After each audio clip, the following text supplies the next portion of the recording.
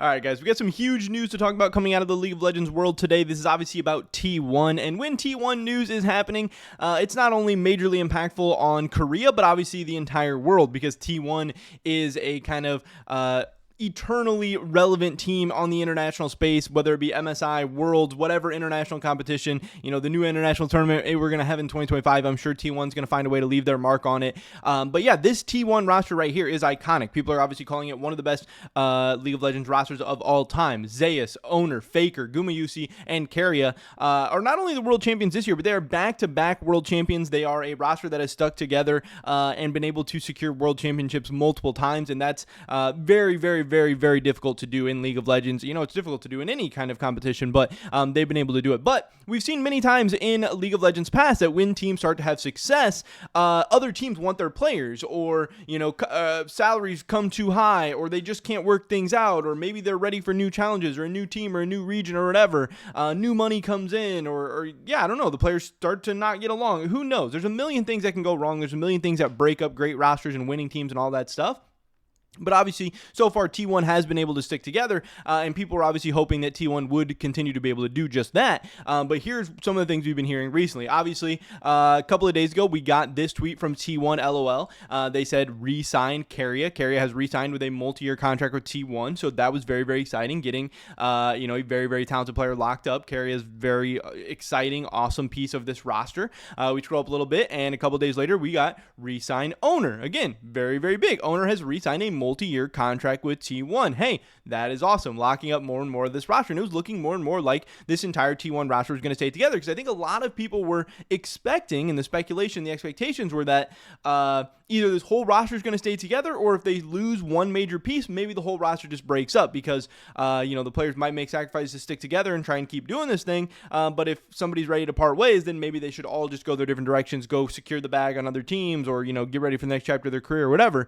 I don't know. I don't think a lot of people were just expecting a couple of these players to stick together. So again, locking up two of these players was a very good sign. Then we get, same day, re-signed Gumayusi. Gumayusi has re-signed with T1. So that's very, very exciting. We are locking up pretty much this entire T1 roster. Obviously, Faker, he's going to be around. If Faker's not retiring, he's not going anywhere else. He's going to be playing on T1. He's already played the free agent game a couple of different times. He's gonna retire with T1. That's what a lot of people expect at this point. So now, obviously, the big question mark was coming down to Zeus and what was going on with him up in the top lane. We hadn't heard anything about him yet. But again, once they had kind of brought back the other four players, much of the expectation was, hey, Zeus is a huge part of this team. Zeus is an insanely talented player. Top lane is maybe one of the weakest roles in competitive League of Legends. It can be very, very hard and very, very frustrating to find a good, consistent top laner. And if you do have one that can play at a world champion level, that's like an insanely valuable asset. I know top lane is not always the most important position, but it's not very important until your top laner's getting, top diffed in every single game. Then all of a sudden it really makes a difference and you really do feel it. It can feel like it's that role on an island. It can feel like it's that role that doesn't matter. But I promise, having a good top laner and not having a good top laner, I think that's something the West has found out time and time again. Like, top lane has been a big, big part where we just don't oftentimes have those top laners who are internationally competitive, and it ends up being a very, very large crutch. It ends up really, really hurting the West. So being able to lock up a good, consistent top laner, a true world-class top laner in Zeus would be a big part of this. But that ultimately gets us, obviously, to where we are today and where we are now. That T1's next tweet was not re-sign Zeus. It was thank you, Zeus. And this was very, very crazy. Today, we are parting ways.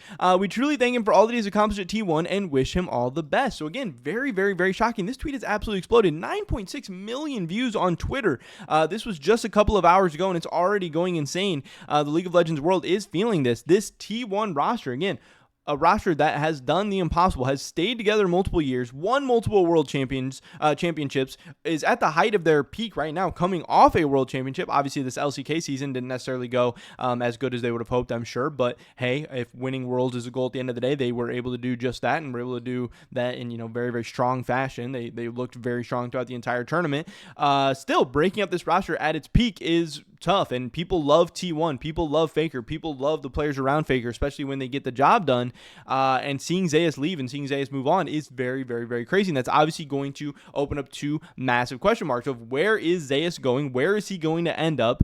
and who the heck is T1's new top laner? Because in the history, we've seen a bunch of different T1 top laners. Some of them have been more successful than others. Some of them have been better than others. Some of them have gotten the job done and some have not. So leaving a big question mark on this team, which again, T1 barely even qualified for Worlds. Their margin of error was razor thin. If their roster would not have been as strong or as good as it was in 2024, it's possible we would not even have seen them at the World Championships. And obviously, you have to make it to the World Championships to be able to win that world title.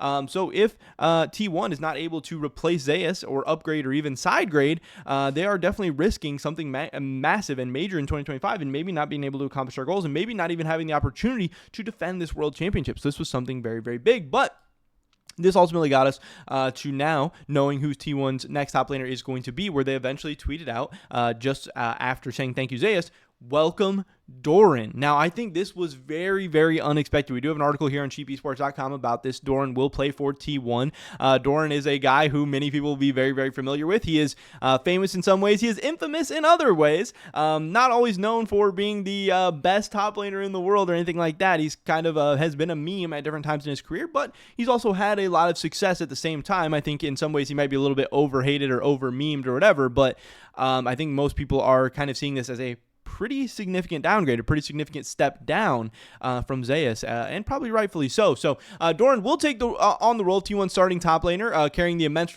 responsibility of stepping into Zeus' shoes. The offseason biggest shockwave hit this Tuesday. Doran has been announced as T1's new top laner for 2025. The news broke on T1 social media shortly after confirming the departure of Zeus, marking the end of 3 years of international dominance by the legendary ZFOGK lineup. The news is likely overshadowed by the thunderclap caused by the end of T1's legendary lineup, especially since Zeus' re-signing was widely anticipated after all of his teammates were successively announced to be staying with T1 next year. However, Doran is an undeniably well-rounded player. He is a current LCK champion with Hanwha Life Esports, having claimed the 2024 title in summer, and was part of the team that handed Gen G their first major upset of the year. Doran to form the DFOGK, which I don't really think we should do this. I don't think we should try and name this lineup similarly to the past one. I think it's doing a disservice to this previous, ZOFGK lineup. Being the only change in a roster that secured back-to-back world championships with 3 consecutive world finals appearances will undoubtedly be a massive challenge for the top laner. Doran will need to carve out this place in a lineup brimming with synergy and established chemistry and also win over the fans. A huge challenge. Yes, this will definitely be a big challenge. After a lackluster showing at Worlds 2024, especially a disastrous quarterfinal performance against Billy. Nonetheless, as a seasoned veteran of the league, Doran brings years of top lane experience that will be crucial in meeting these expectations. His arrival was a clear purpose to help T1 finally reclaim success in the LCK. The team has not won a regional title since spring of 2022, which is crazy, as back-to-back world champions, a streak that Doran himself has benefited from, having won summer of 2022, both splits in 2023, and summer of 2024. So again, T1 having a lot more success internationally, Doran having a lot more success domestically, but obviously at the end of the day, T1 would trade all those domestic titles for a couple world championships, and is Doran going to necessarily help them on the international stage, where again, he has not always shown up and been the best. Maybe he is really, really good domestically, but I don't think T1 cares about domestic championships at this point, at least not to the point that they would care, obviously, about a world title. But there it is, the new look 2025 roster: Doran, Owner, Faker, Gumayusi, and Keria. That's what we're going with. We'll have to see how this one goes. I don't know. But also, just want to mention real quick that we have the Holy by Sheep Esports giveaway going on right now. We're offering 1 year of Holy Drink to one lucky person who orders with codes SE5 or SE10. Again, SE5 is going to get you €5 off your first order. SE10 is going to get you 10% off your entire basket. To participate, all you have to do is place an order with one of those codes before December 6th of 2024. So you still got plenty of time to order some Holy, which are great tasting energy drinks that also just so happen to be healthier than the competition. Hopefully, we catch you guys in the next one. Until then, peace.